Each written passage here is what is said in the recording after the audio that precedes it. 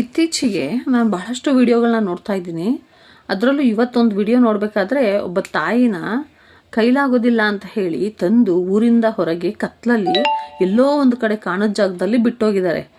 ಎಷ್ಟು ಆ ತಾಯಿ ಎಷ್ಟು ಹೀನಾಯ ಸ್ಥಿತಿಲಿದ್ದಾಳೆ ಅಂದರೆ, ಫುಟ್ಪಾತಲ್ಲಿ ಹಿಂಗೆ ಫುಟ್ಪಾತು ಅಲ್ಲ ಹೇಳ್ಬೇಕಂದ್ರೆ ಊರಿಂದ ಹೊರಗೆ ಕತ್ಲೆ ಇದೆ, ಒಂದು ಕಡೆ ರೋಡಿಂದ ಸೈಡ್ಗೆ ಅಜ್ಜಿನ ಬಿಸಾಕ್ ಹೋಗಿದ್ದಾರೆ. ಅಜ್ಜಿಗೆ ಒಂದು ಕಾಲು ಸ್ವಾಧೀನನೇ ಇಲ್ಲ, ನಡೆಯಕ್ಕೆ ಬರ್ತಾ ಇಲ್ಲ. ಯಾರೋ ಇಬ್ರು ದಾರಿ ಹೋಗರು ಅಜ್ಜಿನ ಎತ್ತಲಿಕ್ಕೆ ಟ್ರೈ ಮಾಡ್ತಿದ್ದಾರೆ. ಅಜ್ಜಿಗೆ ನಿಂತ್ಕೊಳ್ಳೋಕ್ಕೂ ಆಗಲ್ಲ, ಮೈ ಮೇಲೆ ಬಟ್ಟೆ ಸರಿಗಿಲ್ಲ, ಒಂದು ಪಂಚೆ ಥರ ಸುತ್ಕೊಂಡಿದೆ.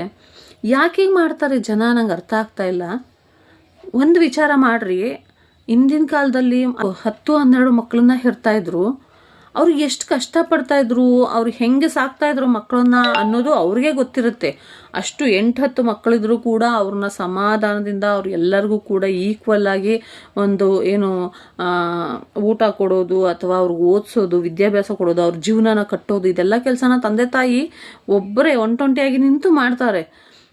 ಅದೇ ಒಬ್ಬ ನಮಗಿರುವಂತಹ ತಂದೆ ತಾಯಿನ ನಾವು ನೋಡ್ಕೊಳ್ಳೋಕ್ಕೆ ಎಷ್ಟು ಹಿಂದೆ ಮುಂದೆ ನೋಡ್ತೀವಿ ಅಂತಂದರೆ, ನಮಗೆಲ್ಲ ಕಂಫರ್ಟ್ಫುಲ್ ಲೈಫ್ ಬೇಕು.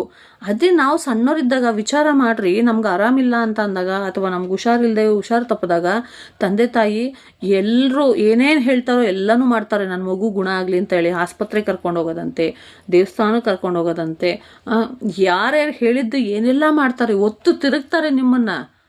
ಆದರೆ ನೀವು ಇರೋ ಒಬ್ಬ ತಂದೆ ತಾಯಿನ ನೋಡ್ಕೊಳಕ್ಕಾಗಲ್ಲ. ನಿಮ್ಮ ಒಂದು ಅಂದರೆ ನೀವೆಲ್ಲ ಕೂಡ ಲೈಫನ್ನು ಲೀಡ್ ಮಾಡ್ತಿರ್ತೀರಿ, ಚೆನ್ನಾಗೇ ಲೀಡ್ ಮಾಡ್ತಿರ್ತೀರಿ. ಆದರೆ ನಿಮಗೇನು ಅವರಿಂದ ತೊಂದರೆ ಬೇಕಾಗಿಲ್ಲ. ಅವ್ರನ್ನ ತೊಗೊಂಡೋಗಿ ಬಿಟ್ಟು ಬಂದುಬಿಟ್ರೆ ನಾವು ಆರಾಮಾಗಿರ್ಬೋದು. ಹೆಂಗೆ ಅನ್ಕೊತೀರಿ ನೀವು ಹಂಗಂತ ಹೇಳಿ? ಭಾಳಷ್ಟು ಇತ್ತೀಚೆಗೆ ನೋಡ್ತಾ ಇದ್ದೀನಿ. ಎಲ್ಲರೂ ಹಂಗೆ ಮಾಡಲ್ಲ. ನಾನು ಕೆಲವರು 50% ಪೀಪಲ್ ಇದ್ದಾರೆ, ವಯಸ್ಸಾದವರು ಮಾತಾಡಿದ್ರೆ ಆಗಲ್ಲ ಮನೆಯಲ್ಲಿ. ಮತ್ತು ಅವರು ಅವ್ರಿಗೆ ಹುಷಾರಿಲ್ಲ ಅಂತಂದರೆ ಅವ್ರ ಸೇವೆ ಮಾಡೋದು ಕಷ್ಟ ಆಗಿರುತ್ತೆ. ಯಾಕೆ ಹಿಂಗೆ? ನಾವು ಯಾಕೆ ಬದಲಾಗ್ತಾ ಇದ್ದೀವಿ? ನಾವು ನಮ್ಮ ಮಕ್ಕಳಿಗೆ ಏನು ಹೇಳ್ಕೊಡ್ತಾ ಇದ್ದೀವಿ? ಈಗ ನಾವೇ ನಮ್ಮನ್ನು ಹೆತ್ತೋರಿಗೆ ಅಥವಾ ಅತ್ತೆ ಮಾವನಿಗೆ ಈ ಥರ ಮಾಡ್ತಿದ್ದೀವಿ ಅಂತಂದರೆ ನಮ್ಮ ಮಕ್ಕಳು ನಾವು ಇದನ್ನು ಹೇಳ್ಕೊಟ್ಟಂಗಲ್ವಾ? ಮುಂದೊಂದು ದಿನ ಇದೇ ತಿರುಗುಬಾಣ ಆಗಿ ನಮಗೆ ಬರಲ್ಲ ಅಂತ ನೀವು ಯಾಕೆ ಅಂದ್ಕೊಳ್ಳಲ್ಲ?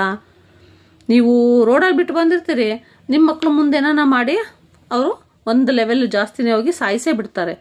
ಇದೆಲ್ಲ ಬೇಡ. ಹಾಗಾಗಿ ನಾವು ಏನು ಕೊಡ್ತೀವೋ ಅದು ನಮಗೆ ವಾಪಸ್ ಬರುತ್ತೆ ಅನ್ನೋದನ್ನು ದೇವರೇ ಹೇಳಿದ್ದಾನೆ. ಹಾಗಾಗಿ ಒಳ್ಳೆಯದನ್ನ ಕೊಡೋಣ. ಅದು ಮುಂದೊಂದು ದಿನ ನಮ್ಗೆ ಅದಕ್ಕೆ ಫಲವಾಗಿ ದೇವರು ಒಳ್ಳೆಯದನ್ನೇ ಕಾದಿರಿಸಿರ್ತಾನೆ.